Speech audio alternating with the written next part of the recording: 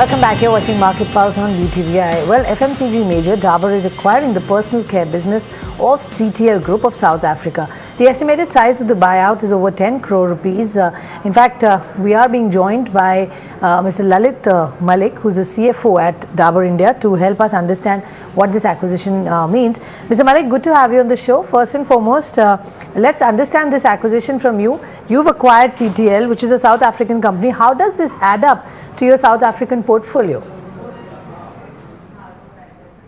Well, I think we will have the manufacturing base with this acquisition, which will be local manufacturing in South Africa and neighboring countries.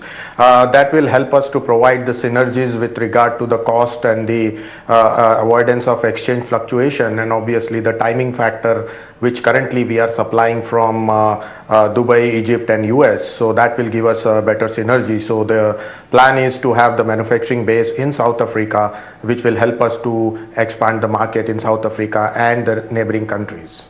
But put that in perspective, sir, in terms of the revenues that you get from South Africa, and how much will it go up by post this acquisition that you add? If you can put a number to that whole thing.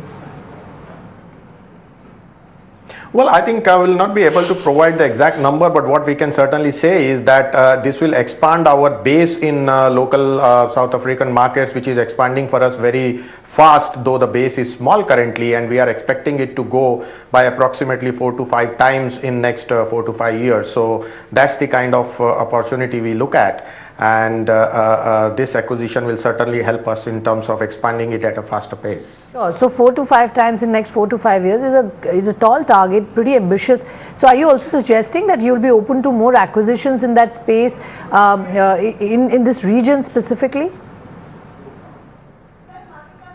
Well, I think currently we do not have any plan for any further acquisitions. However, we will be working on this plan with regard to expanding in the South African and the Eastern African region.